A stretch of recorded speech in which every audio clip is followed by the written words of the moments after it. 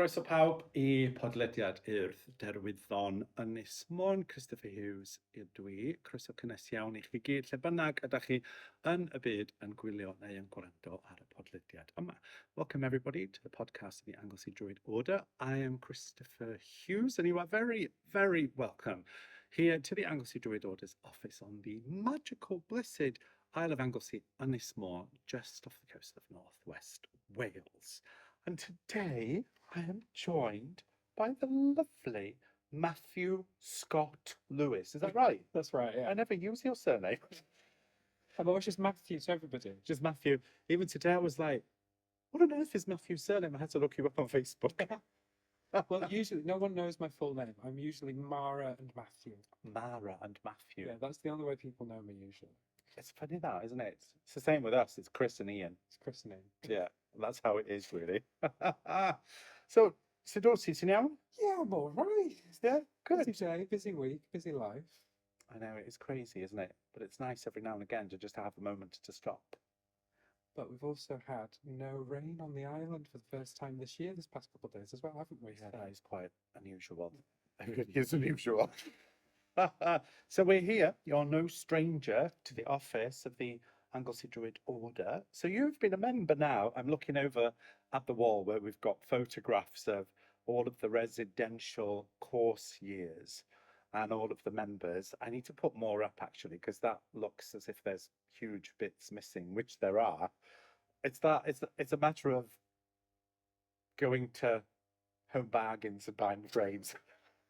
Other department stores and shops are available. And putting them in frames. But you're up there somewhere. Where that top one at play? You're that top one. So what year was that? Is that like 3 years ago?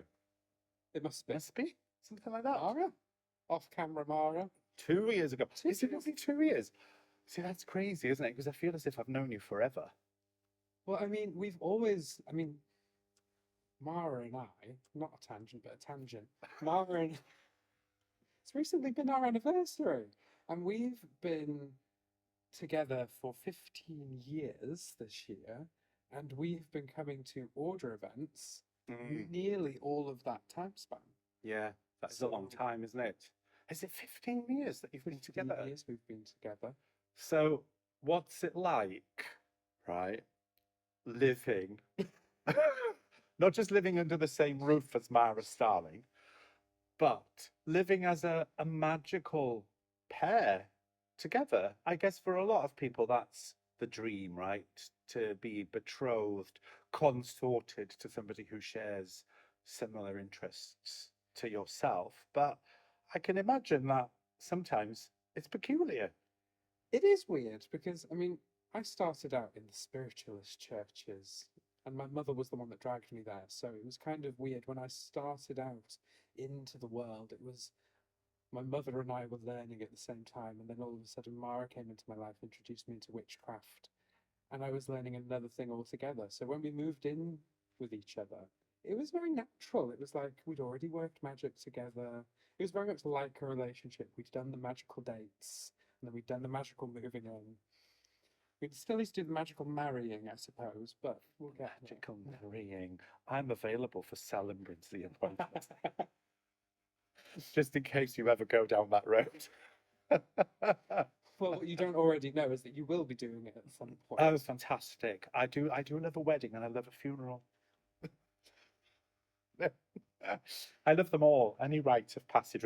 So so genuinely, going back to what you said, your whole introduction to this world that we occupy, this spectrum of magic and philosophy and cosmology and shenanigans, all started with the spiritualist church. All started with the spiritualist church. That was your gateway drug. That was my gateway drug. My mum had gone to a mediumship presentation. Yeah. And they told her, oh, why don't you come to our open circle tomorrow night? And she didn't want to go alone, so she dragged me along. And then it turned out that I was rather good. And what were you, 15 or something? 15? Must have been 15, 16, something like that. I was still at young. school. Yeah. Young. And I remember the first thing we ever did was this woman named Vera. She's probably dead by now. She was quite old when I started. she sort of tottered out of a back room of the community hall where we were, and she was like, "Right, sit down, ladies," and she started throwing greetings card on the floor. And then she's like, "Right, let's do a meditation." We did this meditation thing, and I was like, "What the hell's going on?" And then we did these readings off greetings cards, and I got it was quite impressive. I did quite well for my first time ever. So she was like, "Oh, you need to come again." And I thought, "Oh, I quite like that." So greetings cards, as in birthday cards. Birthday cards. I think there was a with dearest sympathy, all sorts of stuff like that. So it was like using the images as like Yeah. intuitive prompts. Basically like oracle cards. Right. Because ultimately anything can be used as an oracle, right? Yeah, that's it. Anything at all. But that's where my love for divination started. 'Cause Okay. we did so much in the Spiritualist Church. We did sand reading, ribbon reading, greetings cards, tarot, though they used the tarot more like oracle decks, nothing like I would use tarot now with the backlog of knowledge. Backlog isn't the right word, but the store of knowledge that I know now about tarot. Yeah. And just lots of things like that, and then actual mediumship as well. So it was all. So how did that then translate into contemporary paganism? All because of Mara. You've got a lot to be responsible for. She has a lot to answer for. It's true. I mean, I enjoyed the Spiritualist Church, but my sort of interest in magic and everything else, like most people my age, probably started with fantasy reading the book that shall not be named. Aragon, Skullduggery Pleasant, books about fantasy magic, and just starting to understand that these are all based off something. So, because I mean, you get your introduction into fantasy at quite a young age, and then when you're introduced to something like the Spiritualist Church, you think, oh, maybe all that fantasy isn't based off nothing, and then you realise that Tolkien wrote and took a lot of inspiration from Wales and everything else, and you think, oh, I can actually sort of transpose what I already know and use it in an actual practice. Yeah. And yeah, it was really interesting for me to sort of transition from the Spiritualist Church to witchcraft via Mara, because obviously she knew one of your good friends, Julie, as well, and had that mentor. So she was kind of teaching me what she learnt from Julie, and then obviously there was a lovely bookshop in Holyhead, Harvest Moon. Oh, Judy and Gwen. Yes, I remember those two very well. Yeah. Gosh, that takes me back. Yeah. I mean, do you remember when Gwen had her shop on the hill instead? Yes. My mum used to go in there quite often and take me with her, and every time I went in, Gwen would give me this little bowl, and I'd have to dig around in the bowl full of papers, and it's like tiny little cards, oracle cards, that had an angel word on them. Oh. So every time I went in, I'd pick a little angel card. Oh, she was very sweet. She was lovely. Not that I've seen her in a very long time. But it's interesting how you mention fiction, because I think the majority of my friends who are also pagans, druids, witches, all had that fascination, that immersion into the other world by means of fiction. And the majority of them, which I'm very, very happy about, have carried that on into adulthood. It does make me happy that, because most people lose their childhood innocence, so I'm happy that at least most of the pagan world does cling on to a little bit of it, because it helps us just experience joy in this world, which can be a bit grim at times. Yeah, that's the best space. Yes, particularly at this precise moment in time. Yes. But do you think that's important as well, that retaining a sense of not so much innocence, because we see that, don't we, even in our own folklore and myths, especially if you think of a figure like Gwion Bach. Gwion Bach implies somebody who is innocent, somebody who is naive, or not necessarily naive in a bad way, but just trusting of the world.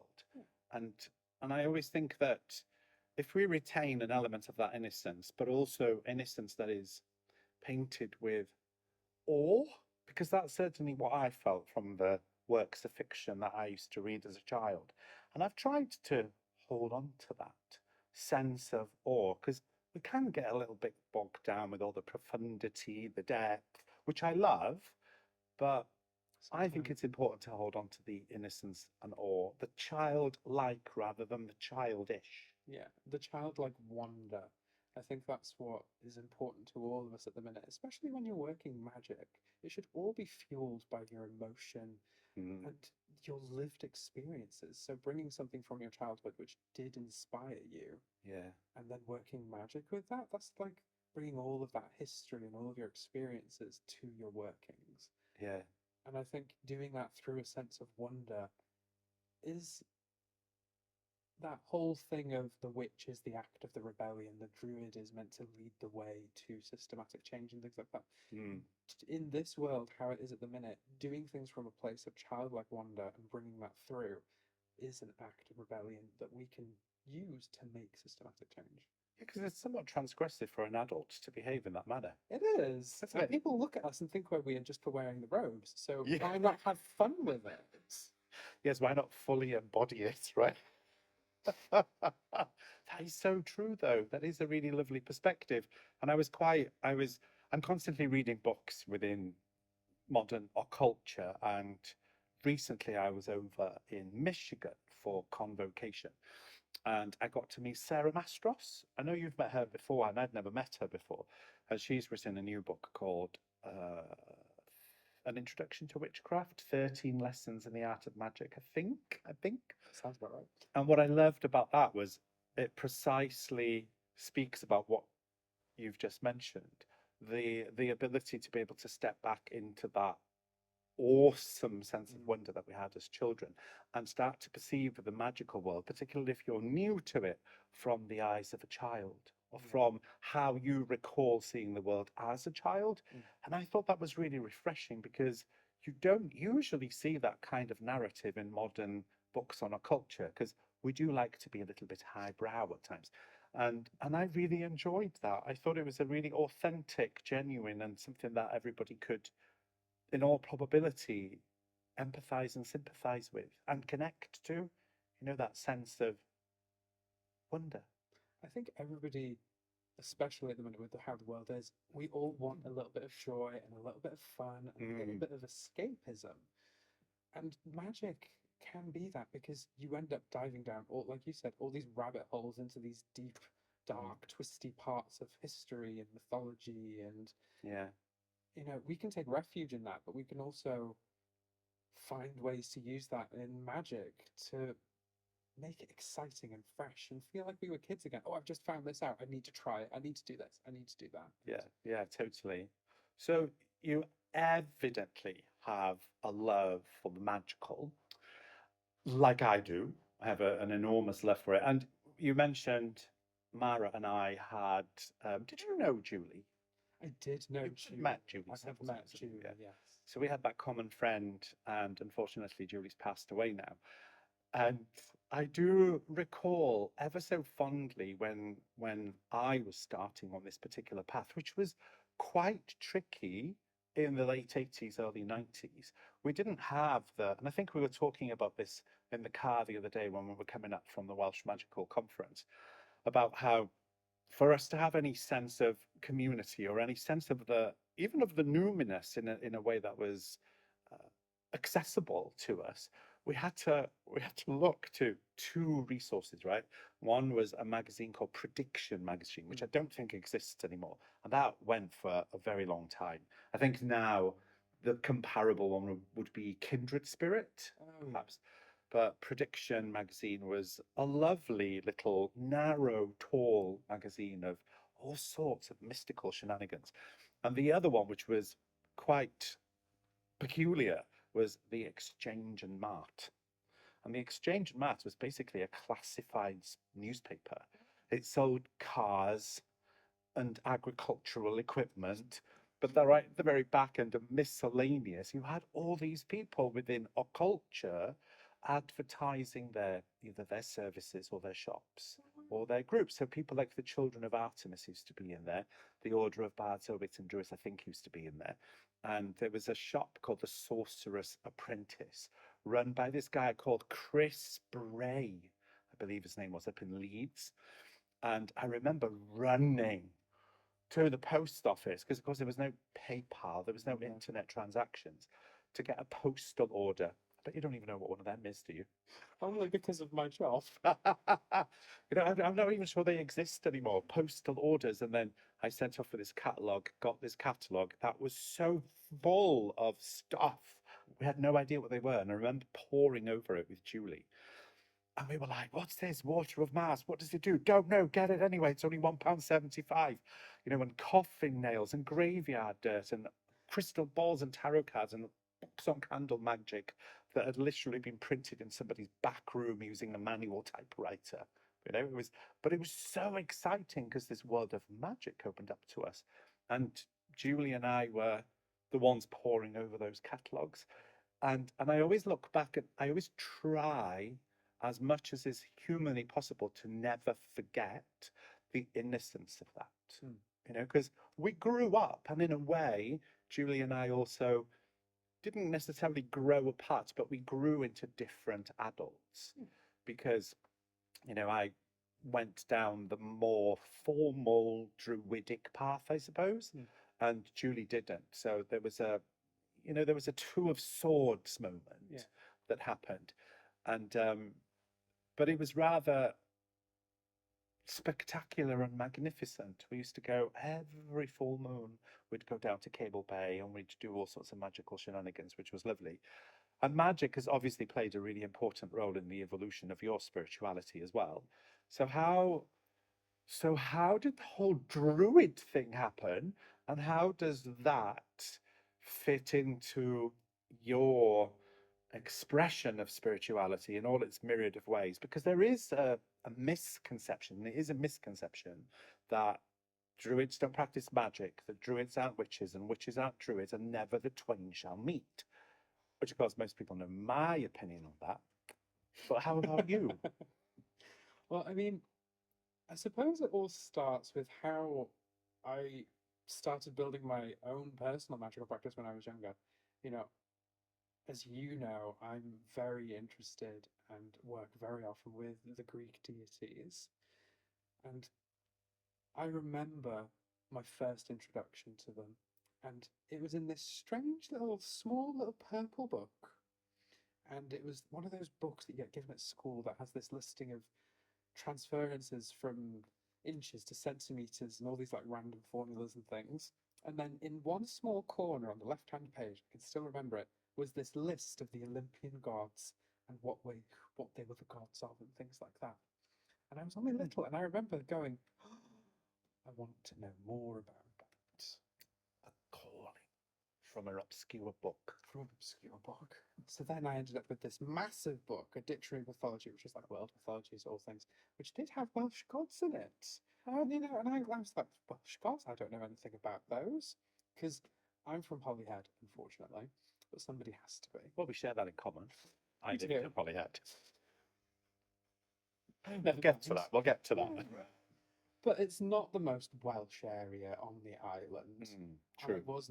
I was taught Welsh in primary school, but I am a second language speaker. We were taught some Welsh history, but Holyhead is a really strange place because it's that mixing pot between sort of Irish culture, travelling culture, Welsh culture, immigrant culture, everything. It's a bit of a cauldron, right? Bit of a cauldron, melting pot. Yeah. So sometimes I felt decidedly not Welsh because when I got older and I started realizing, oh wait, there's such a thing as Welsh mythology, there's such a thing as Welsh folklore. I never knew any of that because my mum's Scottish, my dad's Welsh. My dad was never in school very much. He won't watch this. He won't hear me say that, so it's fine. But he didn't speak Welsh. My grandparents did speak Welsh, but they didn't speak Welsh with any of their family, which is a really peculiar thing from that sort of generation where they didn't pass down the language very much. Yeah, that was a common thing as well. Did you go to county school in Holyhead? No. Did you go to Bededden? I went to Beded and purposefully so I could carry on with my Welsh. Right. Because when I was moving from primary to secondary, it was well known that county was not the place to go if you wanted to learn Welsh, because they did one Welsh lesson a week compared to Bededden where they did 5 a week. Yeah. So because I wanted to learn my language and start to develop more of that sense of Welshness. Yeah. I wanted to go to the dead. And what was the exposure to mythology and folklore like even in that school? Not as much. I mean, the first time I ever heard a story from the Mabinogi was the second branch, and it was one of my teachers was sick, so our headmaster, because I was in year seven, he brought us into the big hall, and he sat us down in rows on the floor, and he had a copy of the Mabinogi in one hand, and he started talking about the second branch. And that was sort of my first exposure to it. And 11 years old, sort of hearing this story for the first time when I'd only really sort of read fiction and fantasy and Mm, read about Greek gods and things like that. Hearing about Aberfraw, which is only down the road, yeah. and Llanellau and Ireland, and I'm like, wait, what do you mean this is Welsh mythology? And it's here. And it's here? Mm, Because I mean, my experience is very different to Mara's, because I know for a fact Mara, in her primary school, she was talking about the Mabinogi from as soon as she steps through the door. They were doing yeah. art projects, plays, all sorts. So it's really interesting to see the difference in the culture. Because I mean, 20 minutes on a bus from Aberfraw to Holyhead, and that difference in experiences, like Can be a world of difference. And I'm not entirely sure whether that is understood beyond Wales either, particularly overseas, how different it can be. Because I was raised with exposure to the myths from Ysgol Dolbadan Primary School in Llanberis, and the building that we are currently sitting in, where the Anglesey Druid Order's office used to be a school, and it used to be a primary school, and you only have to go just outside into the hall and you see murals of the Mabinogi, implying that the children of this particular primary school had exposure to that. It's even more beautiful than those murals are actually painted by our friend Julie, which is so lovely that there's a part of her that's here, that's still a continuous part of the story of our Druidry, I guess, even though there was a divergence between our particular paths. It's there as like a hint.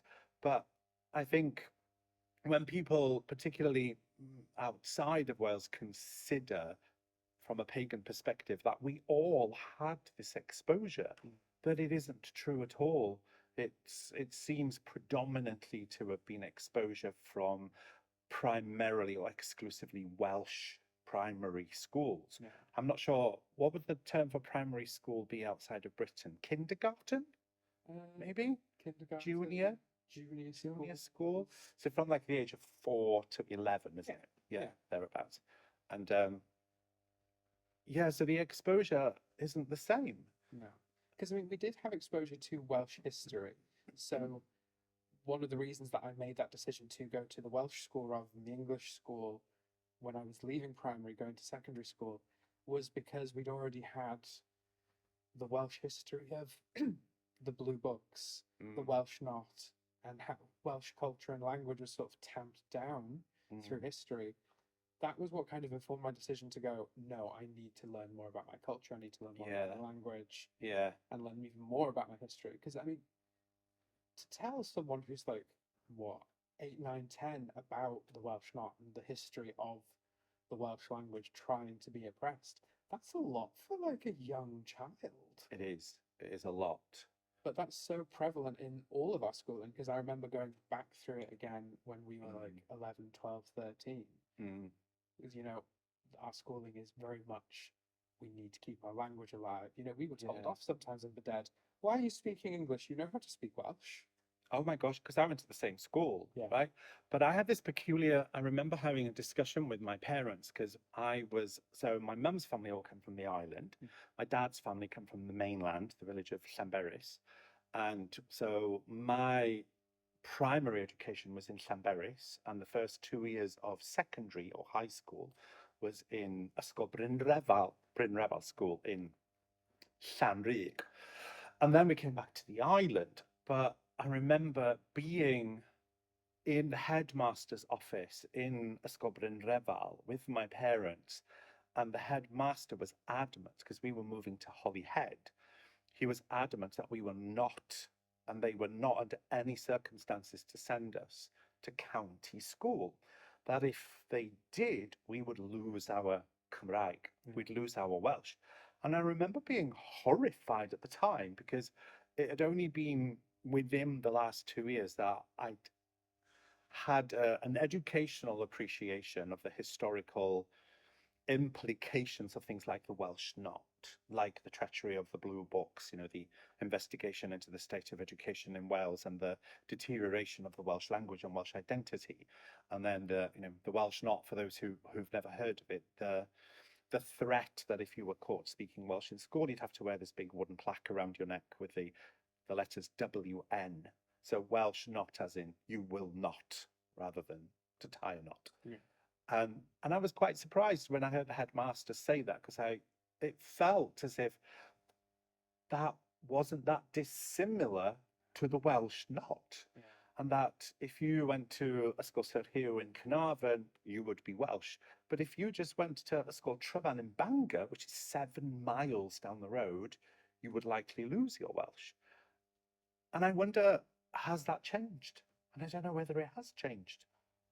Because I mean, even in my language, I think of County Holyhead School as an English school. I don't think of it as a Welsh school. Yeah. I mean, we have that sort of classification of schools, because I mean, my primary school, Kingsland in Holyhead, was a 5-minute walk from the school next door to it, which name I can't remember. Morswyn. Morswyn. Yeah. Morswyn was a Welsh school. Very, yes. Very Welsh. But Kingsland was bilingual, Yeah. probably English. Yeah. Because I mean, we did learn Welsh there and we did speak Welsh. And I remember, because even though it wasn't a predominantly Welsh school, all of our teachers spoke Welsh to each other. And I remember in our last year there, we got a new teacher. And she started talking Welsh to the headmaster one day after he'd introduced us to us or whatever was happening. And I just remember one of the kids going, "Oh my God, your Welsh is so good." And people being genuinely excited that her Welsh was so good. Wow. So, which felt really strange. Yeah. Actually, because growing up bilingually like that, you take it for granted sometimes that we are able to speak more than one language. Yes, totally take it for granted, especially when you grow up within that bilingual brain, or within bilingual environments. So, having had your first tantalizing glimpse of the divine through an obscure book and a list of the classical gods, and then going to secondary school and being exposed to the mythologies and potentially, whilst it can be a contentious subject, the gods of Wales. What did that do to your relationship with the numinous? I think, if anything, it strengthened it, because I always felt once I'd learned a bit more about the Mabinogi, attended maybe a couple of Anglesey Druid order events and rituals, I'd started to understand and get an appreciation that the Welsh mythological world did in fact exist. I started to feel a bit guilty that I was calling on deities and spirits that were how many 100 million miles away, whatever. And then I thought, well, no, because when I work my magic, I go to Penrose, I go to the forest, and I work with the spirits of the trees there, and I work with the spirits of the land there. But now maybe I know, instead of calling it Demeter, I call it Morn. Yeah. Or I call on Demeter and Morn and see how that works. Yeah, because I guess to an extent they're cultural iterations of maybe the same energy, or same fields of energy. Yes. The same base energy, maybe, but you have to appreciate their differences. And it is really interesting doing a working with Morn, maybe, and then doing a similar working with Demeter, and seeing that there is differences in how I feel doing the magic and the results of the magic in whatever I'm doing. So it is fascinating to me that I was able to pick up on those differences and sort of get rid of that guilt in a way, and pay homage to my home, but still work with the spirits that I feel at home with. Yeah, because they were your first introduction. Yeah. Yeah, the things that sang to your spirit initially. And I find that quite fascinating as well when it comes to deities in particular, that I struggled to even articulate what that meant outside of a Judeo-Christian cultural worldview.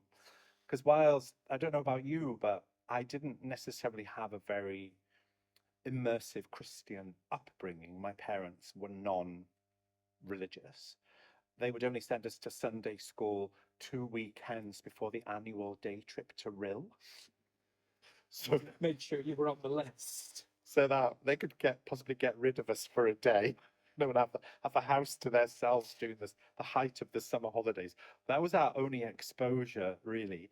And when I was a very young child, I have no recollection of it whatsoever. But it's kind of a funny tale, I suppose, that I must have been only maybe 4 years old, and my parents must have, I don't know, bowed to peer pressure and sent me to the Sunday school in Pentre Castell, just outside the village of Llanberis. And I'd gone, and apparently my parents eventually had to come and get me because I was inconsolable. Inconsolable. Wouldn't stop. I was crying like my father called it a ragarig. Do you remember a ragarig? A ragarig is one of those wooden sticks with a wooden thing that you would spin in a football match, and it would make a clacking noise. I don't think they're allowed them anymore. Like a ragarig, because I was just like inconsolable. And I have no memory, right? And apparently what had happened was we're in the Sunday school and the teacher had asked the kids, who wants to go to heaven? And everybody put their hands up and I didn't. And I just started to cry. So the teacher turned around and said, oh, Kristoffer Bach, what's the matter? And I turned around, apparently I said, my mum and dad told me I've got to go straight home. I must have thought there was a bus outside to take me straight to whatever this heaven was that I really didn't want to go to and was freaking the hell out. And so I think that's probably marred me on some level that I don't even remember. And so I didn't really I had a later understanding when I started to explore Christianity from my own volition. And admittedly, I do find Christianity fascinating. I immersed myself in biblical studies and did all of that. But at the same time, the peculiar thing for me was that I never felt a personal connection to the divinity that was held within that tradition. I'd become accustomed to people telling me that, well, this is what you have to believe in. This is what you do. This is what you do. And I'm like, but there's nothing happening in here. There's nothing singing, right? And ultimately it felt that, well, I don't have a personal relationship with this particular deity. Then what the hell am I doing other than studying the Bible, which I'll never regret doing because it was fascinating. And I mean, it's a fantastic mythological book, book of myths, right? I love it. And but I didn't feel that personal connection. And then, you know, where you said, it's funny, isn't it, how just one tiny little item like this peculiar book of tables and then Greek gods sings to you in a particular way. And I had the same experience within the landscape.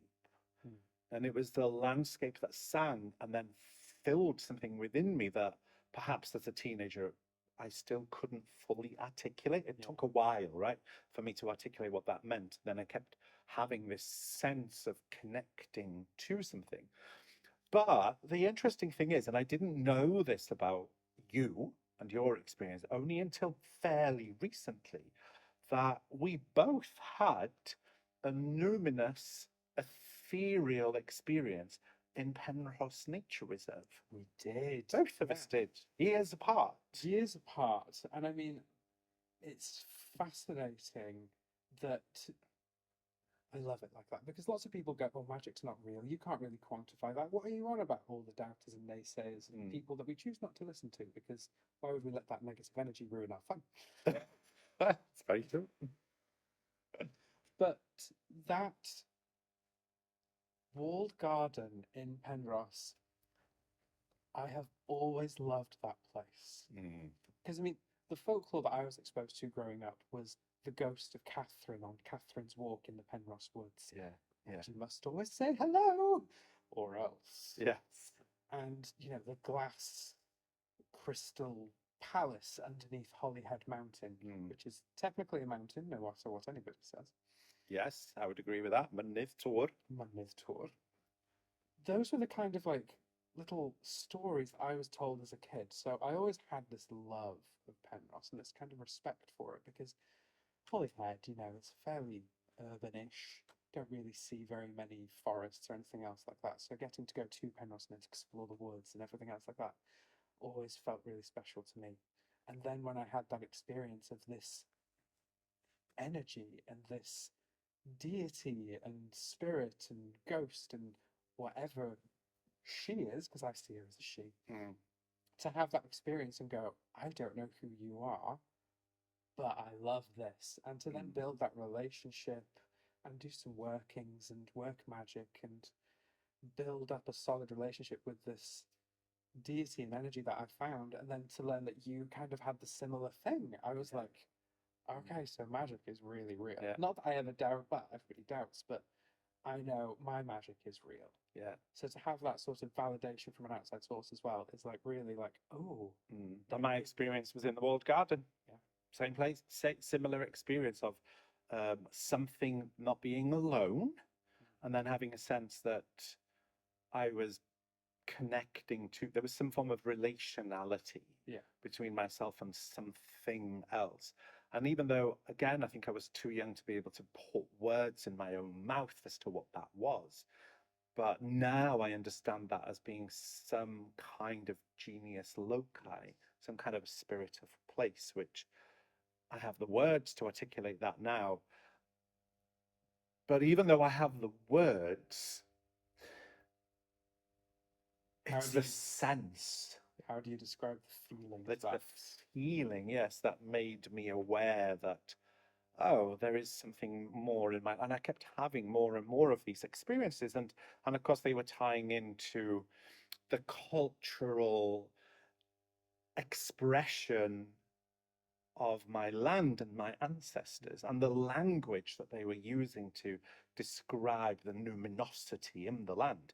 And of course, those are cultural keys, right? So when you speak of the Greek gods, the Hindu gods, or any other deities or spiritual entities around the world, this is the way people are understanding and connecting to these spiritual principles using the keys of their culture, and which is what makes them so unique, flavored by story and narrative and people's connections to the divine. And I find that always a wonder when I hear, and I've heard of other people as well who've had peculiar experiences in Penrose Nature Reserve.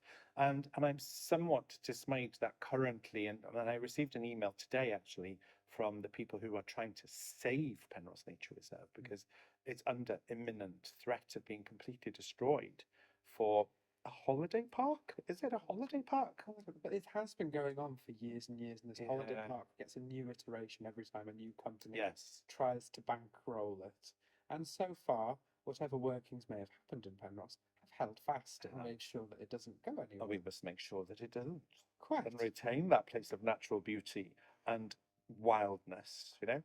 So how did all of that bring you to, so are you on for, because see, I'm not entirely sure I've ever heard you refer to yourself as exclusively a witch, exclusively a druid, exclusively a magician, or a polytheist, but rather that I always have the sense that you embody all of those things. I don't particularly like a label. You don't see, and I love a label. Oh, you know me, I'm a bitch for a logo, right? A logo and a label. I love a label. I love a label. But you've never really been a person who's needed one. No, I mean, if people ask me, I will say witch. And that's maybe partly because one of the deities I work most with is Hiraeth. Yes, the witch goddess. The witch goddess, the witch queen. And I mean, then also looking at a cultural opposite is not the right word. In Cerridwen and having gone to the camps on the shores of Bala Lake and then experiencing her Yeah, and going, oh yeah, no, I am a bit of a witch, aren't I? yeah, But I do feel like I swapped my cloak. yes. Most people have hats that they swap. I've got cloaks that We I have swap. cloaks. We have cloaks. And you look good in your witch one or druid one. Exactly. So how do you, because I know it can be a somewhat contentious matter for some people to consider, are there differences? Are they in diametrical opposition? And of course, I would argue that they're not, because over 50% of our members come from a background of witchcraft, 50% come from a background of druidry. And within our order, we practice the arts of magic as druids always have. You know, in one way or another, we connect to this mystical force called Awen, which is mystical, magical, mysterious. So if there was somebody listening to this now thinking, well, I'm a witch, but I'm actually quite fascinated as to what druids do, what do you perceive that we do differently? If we do anything different? It's very difficult because I think it's hard to articulate the differences. It's hard to notice them sometimes, especially when you look at an ADO druid, because you do see them with their wands, casting spells. But I think And aspersions. And dispersion. And the shade, darling.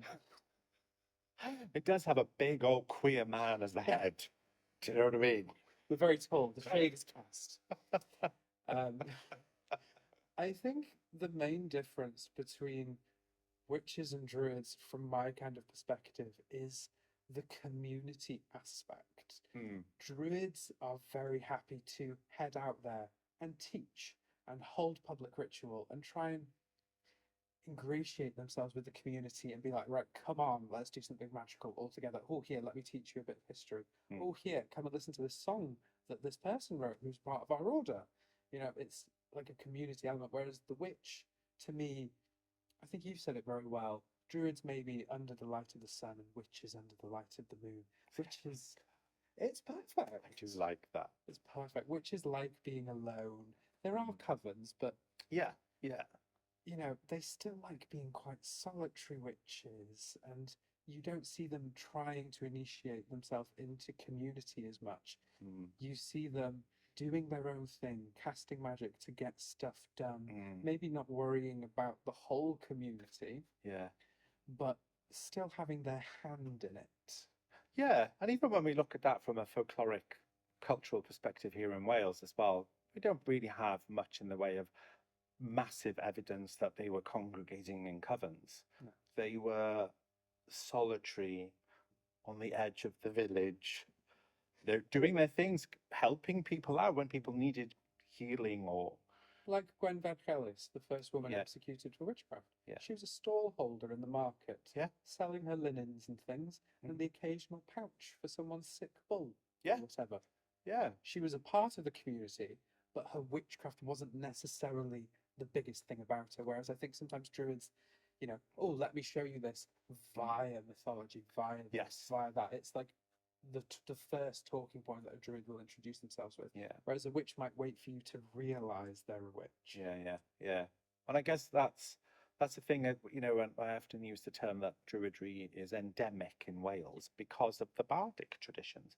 And we are culturally, well, even to say culturally accepted means that we once were not accepted, but we've always been accepted. It's just By been some variation or another, there have always been druids. There's always been druids, even when those druids were calling themselves just bards. Yeah. You know, they were druid adjacent, I guess. And I love that aspect of it. But I think going back to something that you said earlier on, which I find quite fascinating, and also again a little bit of a bone of contention that many people have, which is, so I predominantly work with Welsh gods, and I know that in itself can be contentious. That well, they were not gods, and you know, my answer to that is this sounds really flippant, and I hate to spill the tea in the way that I'm going to spill the tea, but we have made them gods. And they've been gods now for about 120, 130, 150 years. Honey, that ship has sailed. Every Catch up. single god in the world was invented at some point or another. Everything has been new at some point or another. Everything. And I think that the voices of that in which we deem to be divine is also a functionality of relationality, of being in relationship with. And I think the gods respond to, or rather become what we need them to become, and maybe what they need us to become, that it's a symbiotic relationship. But the surprising thing is that people do tend to like to compartmentalize people.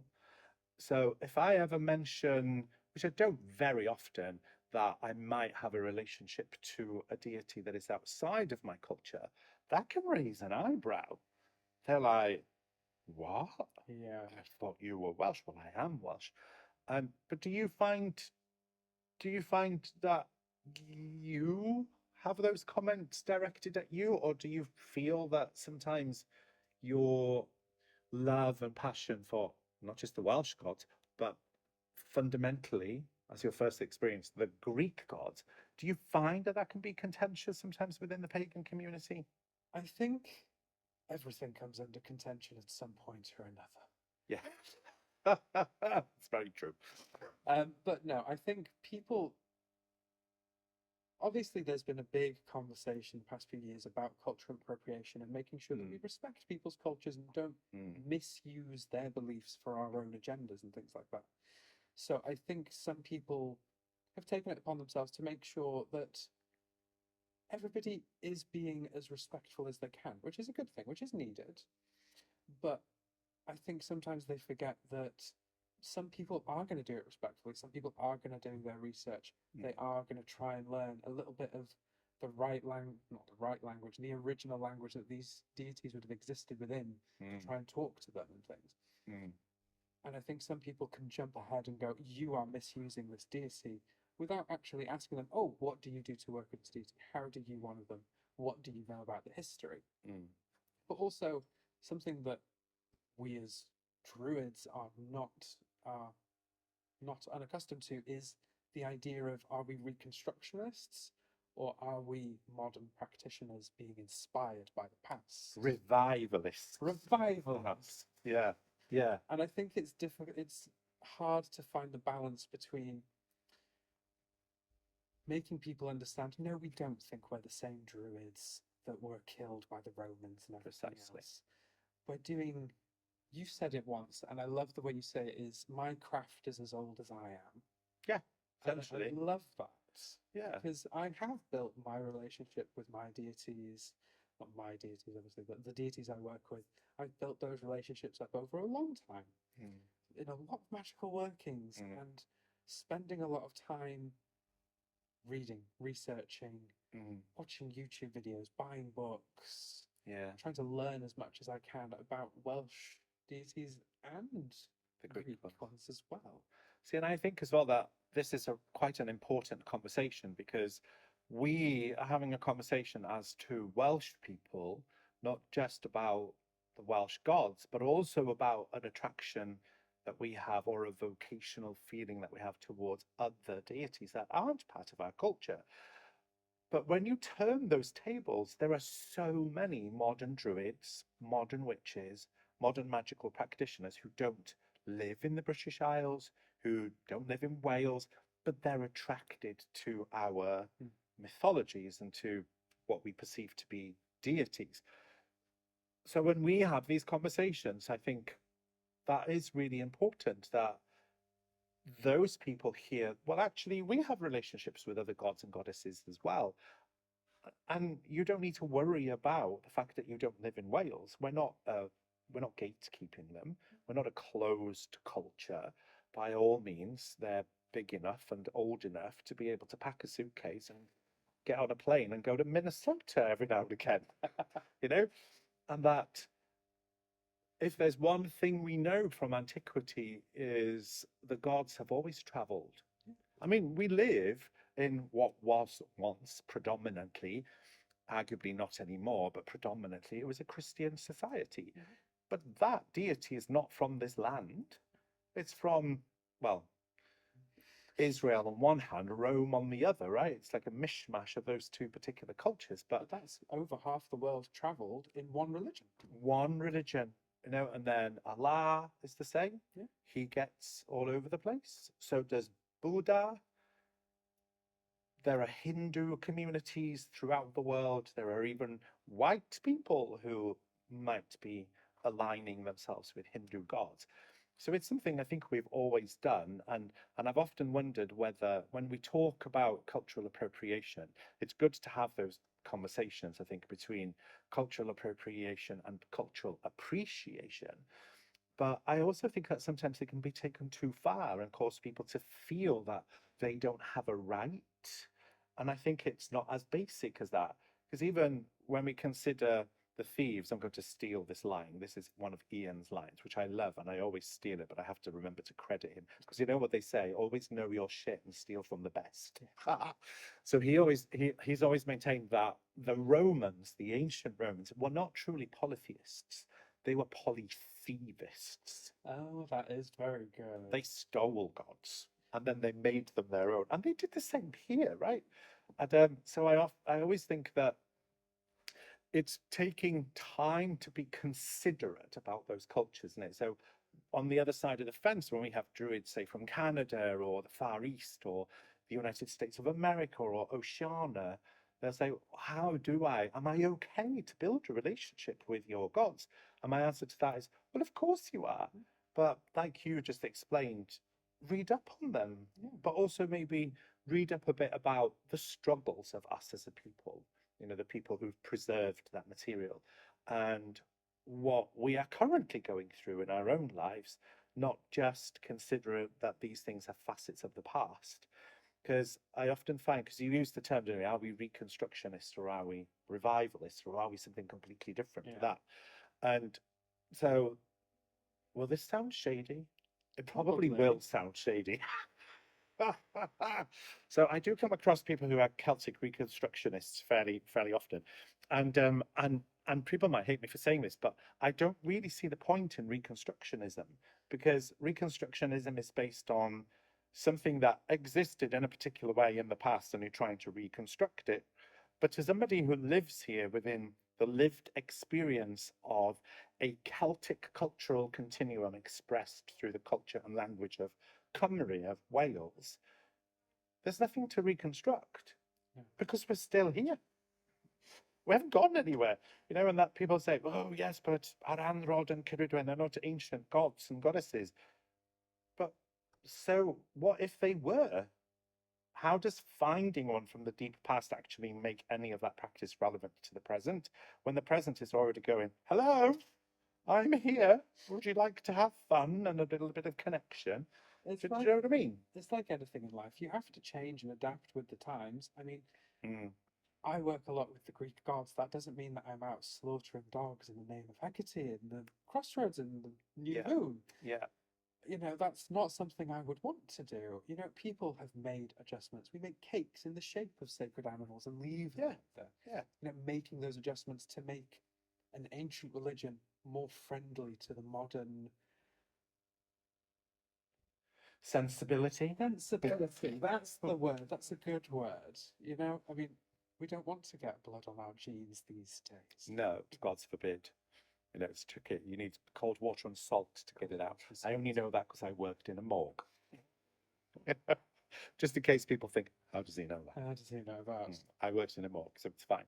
And but yeah, I always think that things like subjects of, I'm sure Reconstructionism brings people an immense amount of joy and inspiration, but as somebody who's lived experiences within the Welsh Celtic cultural continuum, it's never been something that has been necessary, because it's an evolving and developing relationship with my land, my culture, my language, but that is open to anybody who feels drawn to it, because we can't help that, can we? We can't help who we are drawn to.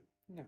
And I think if you're looking at doing a Reconstructionist path, there are going to be bits that you're going to have to fill in yourself and take guesses and take leaps, and that's okay. but Yeah. also make sure you take into consideration, because if someone tried to reconstruct a Welsh druidic practice, you would then be ignoring uh, all of our history where we've gone through the terrible times, Yeah. our language being oppressed, trying to be eradicated, Mm. our kings and princes dying and being killed by invaders and things like that. Mm.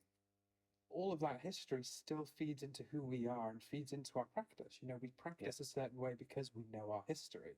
Yes. So I think you have to be careful if you're looking at being a Reconstructionist to take into consideration everything that's happened since. Yeah. Because otherwise, It's disingenuous to that culture, Yeah. right?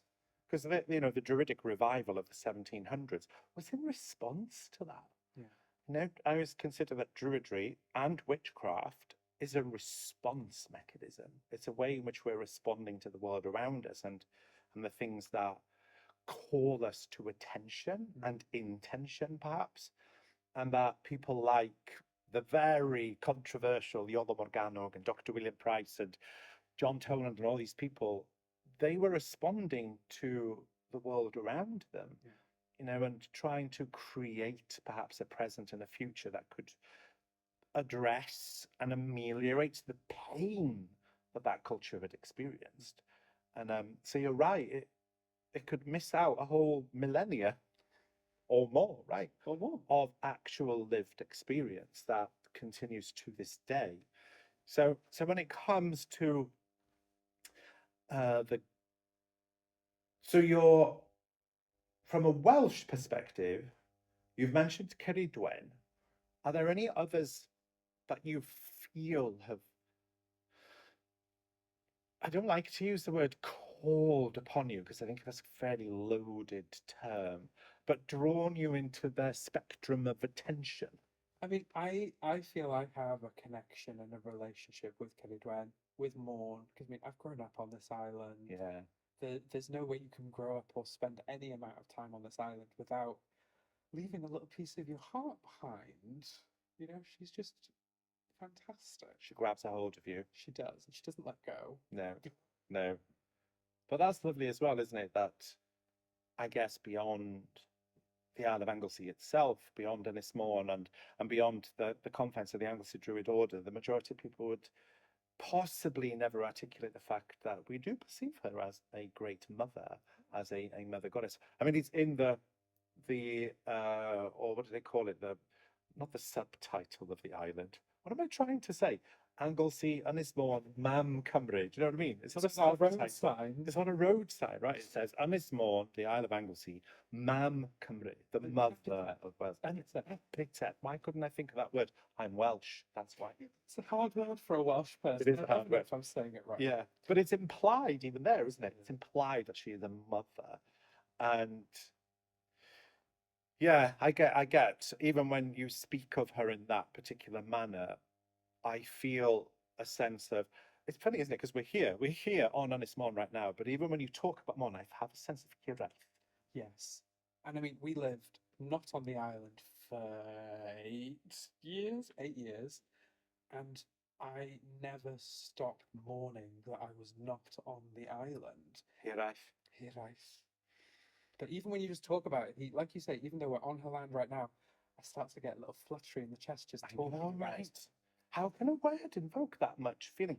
So to somebody who is listening, thinking, "What the hell is that Welsh word that I've just said?" Hiraeth. How would you articulate Hiraeth? How would you articulate it? So hard. It's so hard. I remember, because I was second language, I was in school in Bededen, year 7, and it wasn't the first time I'd heard the word, but I was like, I don't know what that word means. And my Welsh teacher said, "Oh, Hiraeth, blah blah blah," and I said, "What is Hiraeth?" And even she, as a Welsh teacher, went, "Well, it's And when a teacher struggles to explain that, I kind of realised, oh, that is like a specifically Welsh phenomenon. Yeah. That longing, the profound homesickness, the mourning, the grieving, because that's what it feels like. When you're hit with that Hiraeth, you start to think, oh my God, what have I lost? For your land, for your tongue, on my tongue. All of It's that. everything, Yeah. everything. And I used to work in a hotel, you know this. But what used to soothe my Hiraeth was I used to work on reception and I'd hear the Welsh accent and I'd go, Cymraeg? And all of a sudden we'd strike up this conversation in Welsh and my work colleagues would go, what the hell are they on about? And I'd finish the conversation and my colleagues would go, oh, did you know those people? I was like, well, no, but yes. Yeah. Because as soon as we realise we can speak the same language to each other, especially when we're not in Wales, we're the best of friends. Yes. And it deals with the Hiraeth. And it deals with the Hiraeth. Yeah. It soothes Yeah. that pain in my soul of I miss my culture, I miss my land, I miss my family, the community, everything. Yeah. It's Just- a powerful word. Just being able to speak my own language for 10 minutes to a Yeah. random stranger. Oh, because the conversations always went the same way. Oh my God, you speak Welsh. Here I am wasting my English. Yeah. Gwastraffu'r Saesneg. Where are you from? I'm from here. Do you know this person? Because inevitably, I probably do know. Probably that do. person. It's not 6 degrees of separation in Wales, it's 2. It's two. And then you find out you're related. Yes, yes. So let's do a show and tell. We should. Seeing that we've got some things here on the table. So I've obviously got Aranrod here, Yes. or Arianrod, as some people might know it. And then here is Bendigeidfran, Bran the Blessed. I do love a statue. I do love a statue. You've seen our house. Oh, You've seen the statue. like a museum. I love a statue. And but who have you got here? Because I'm not that familiar with the Greek gods. I'm not that familiar. Hecate, yes. Everybody knows Hecate. Aphrodite. Aphrodite. Yes. I mean, Hecate, who I have a statue of here, which was a lovely present from Mara. She is prevalent and she's kind of like the Welsh language. You can't kill her off. She never really stopped being there in history. She's in Shakespeare, for heaven's sake. Yeah, yeah. You always hear flutterings. I mean, the Greek deities, Roman deities, classical deities, none of them ever really stopped through history, especially once the Victorians got hold of them. But Hecate is kind of always there. She's always been sort of at the edges of The witch queen. the witch queen, at the Yeah. edges of community, keeping an eye on everybody and Yeah. making sure they're not too out of sorts. So the triple form goddess, not Maiden Mother Crone, as is, you know, one of the more popular depictions, thanks to Robert Graves, but the three maidens. The three maidens. So who's this lady here with the bowl? This lady here with the bowl, and from our point of view, a lovely bum. She has got a She lovely has got a bum, lovely actually. bum. Very, very detailed bum. This is Hestia. Oh, Hestia. Hestia. Oh, So lovely. this is her hearth, her ailwit. Ah.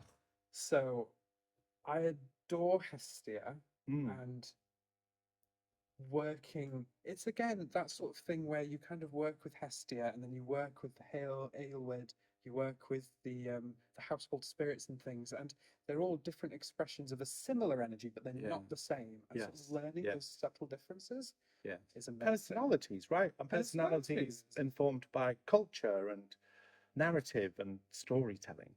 But Hestia to me is a cornerstone of any practice to do with the Greek deities. Mm. In antiquity, she would always be given the first offering, even before the king of the gods and the queen and everything like that. Hestia always got the first and the largest portion of any offerings because she was a peacekeeper and she Yeah. was the hearth. She was there keeping everybody safe and holding a space for communities. And this is reminiscent of a cauldron, And it is reminiscent of a cauldron. you know. So she's beautiful. How fabulous. She's beautiful. And then we have one of. Now, this is a fabulous statue. This is Persephone. Ah, bless her heart. Oh, one of my favorite stories. Because, I mean, that's something else where my love for the Greek deities and the Welsh deities kind of cross over because the Welsh love a story, the Greek love a myth. So when I get to sort of read these fantastical myths and stories, it feels like coming home. Mm. And one thing I love about the Greek myths is that it kind of explains the universe. Yeah. You know, Mm. Persephone is spring because she was stolen away and she was returned and blah blah blah. But it explains where spring comes from for them. It's like a why it cultural exists. filing system for the universe on the planet. And I love that. I Yeah. love that. And it just, to me, it feels like when I work with Persephone, I'm working with the spring. Yeah. So would you see parallels between what she represents and Bloodaeth? I would, in a way. Yeah. In a way. I try not to compare deities too much because I feel like that does a disservice to them because they are their own unique Mm. characters and personalities. Yeah. And while some of them might have that sort of base energy that's the same or a similar aspect to their stories, they're still culturally Different. different. Yeah. That's a really important thing to note, isn't it? It is, because though Bloodaeth has that maiden made of flowers, Yeah. the spring, all of this different aspect to her, she's not Persephone. No. No. And then she becomes an owl. And then she becomes becomes an something different owl. again, you know, a creature of the spring and then a creature of the night. But there are other similarities as well with how they gained their husbands, where it Yeah. wasn't their choice. Yes, exactly. I love a little bit of Persephone. I She's love beautiful. a little bit of Persephone. Shall I do a show and tell Oh, now? you should. So, which is quite peculiar because I think outside of my circle of friends, it's not something I talk about an awful lot because it's very much my own personal practice and it has been for quite a long time. And so I've got my Welsh gods here, but I have an altar and a shrine at home to this lady here. And this lady is Santissima Muerte, Santa Muerte, holy death, right? So predominantly it's a Mexican phenomenon, but the cult of Santa Muerte is enormous, estimated to be around 25 million devotees. Only within the last 26 years has it exploded to that extent. And that's just in Mexico alone. They estimate that there could be 10 to 15 million devotees of Santa Muerte beyond the regions of Mexico and Central America, like the United States, Canada, but also over here in Eurasia and down in Oceania. And so the peculiar thing about her is I was first introduced to this particular symbol in the late 90s in Los Angeles when I worked at the medical examiner's office. And there was a lovely guy from a Mexican background who worked there. And there was one of these figurines on his desk. I assumed it's the Grim Reaper. It looks like the Grim Looks Reaper, like right? the Grim Reaper, And I'm- robed, scythe. Yeah, and I'm like, oh, that's not odd. It's a morgue. I just took it as a bit of tongue in cheek, you know. It's like, yeah, well, we kind of work for the Reaper, you know. And then after a while, I got to understand that it wasn't the Grim Reaper, more like the Grim Repress. Although I would argue that the Grim Reaper is probably a feminine energy anyway, but there's a whole book coming about that. And so it was one of those peculiar moments of starting to understand about a particular deity who is predominantly expressed through Mexican culture, but also has its roots in other elements of Latin America, South America, and also of Europe. This figure is an amalgamation and a continuation of various death images, death spirits that have been coalesced with folkloric figures from Mayan, Aztec to other folkloric figures from Guatemala, Mexico, and now the phenomena has just exploded. But again, because it's transgressive, it's death, it's a universal energy. And I was particularly drawn to this because of the way in which she really doesn't care who you are. If you show devotion, she will help you out. Yeah. And she has a particular affinity to people who are on the edges, which I loved, right? Particularly like LGBTQ plus people, people who are homeless, people who are immigrants, people who are displaced, the diaspora, even criminals, drug addicts, people who have nefarious affairs, perhaps, all feel drawn to this figure who has no standards other than She appreciates a bit of devotion, a cigarette every now and again, and a little bit of tequila. Sounds like my kind of girl.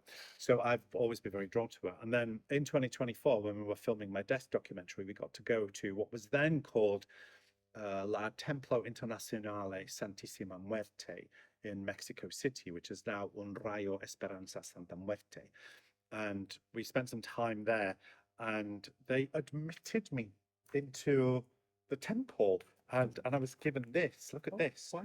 So this is a necklace that the priests of Santísima Muerte will wear within that particular temple. So these aren't just available to buy; these can only be given to you. And I underwent this amazing ceremony of like being accepted into the temple, and I feel as if I am a part of that temple. That's amazing. And on a Sunday, I attend the service online. Oh, that's I'm not in Mexico; I'm in Wales. Yeah. No.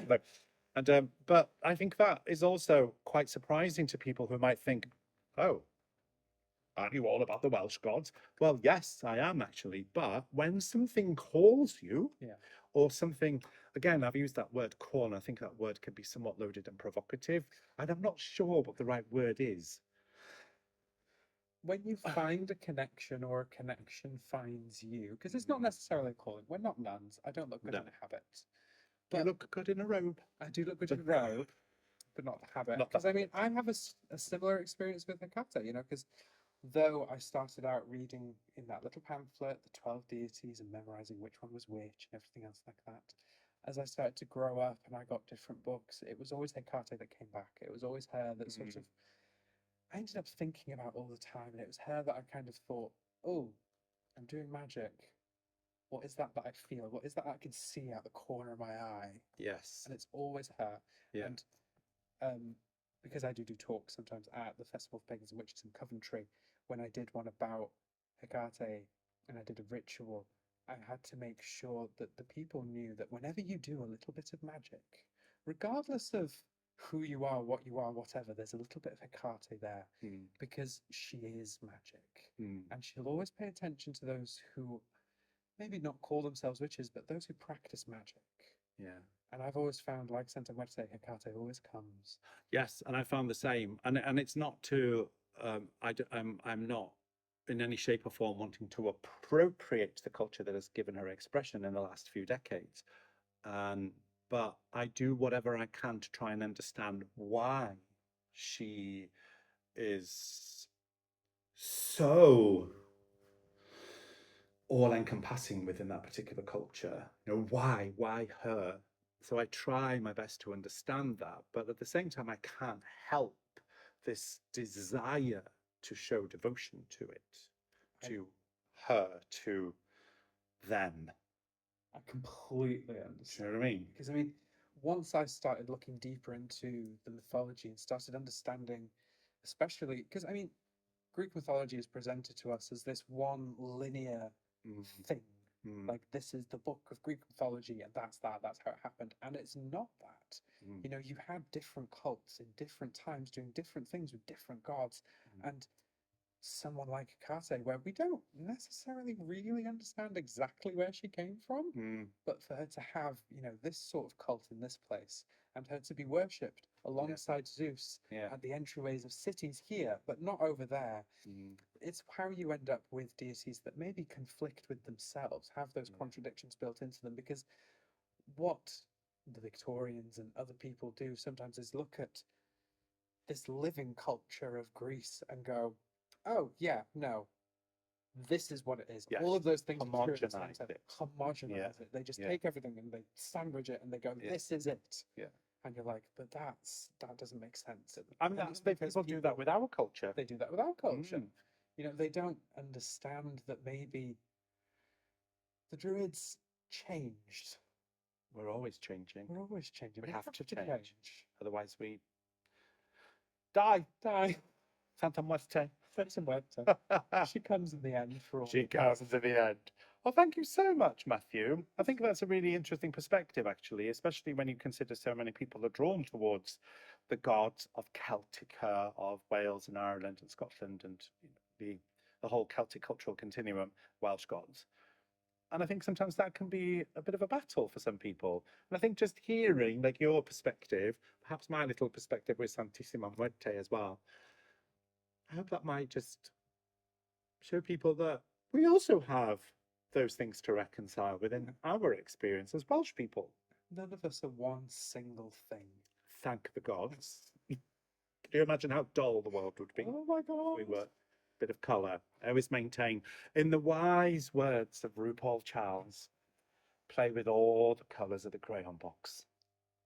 You know, just don't steal the box of crayons. Pay good money for it. You know, no, that's the wrong thing to say. Get it with good intention and sincerity.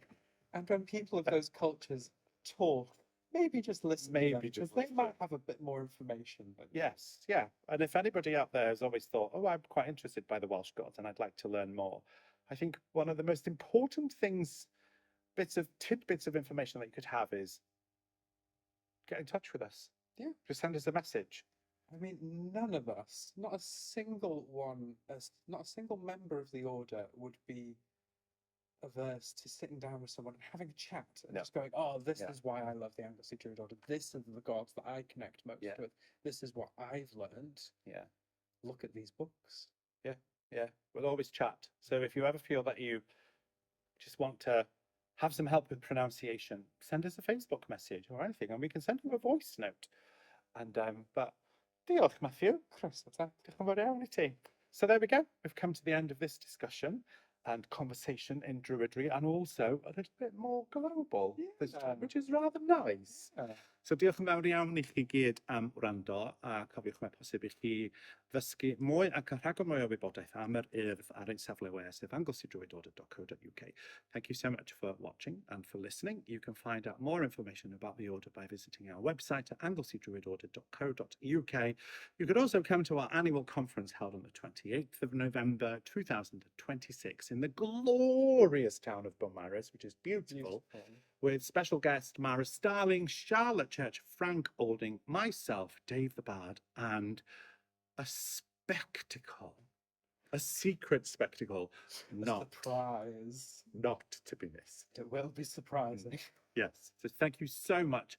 We wish you a blessed spring equinox, spring season, and we shall see you next month as we move ever steadily towards summer. Diolch yn fawr iawn i chi gyd. Thank you very much. Nos da, pnawn da, bore da, wherever you are. Bye-bye. Bye.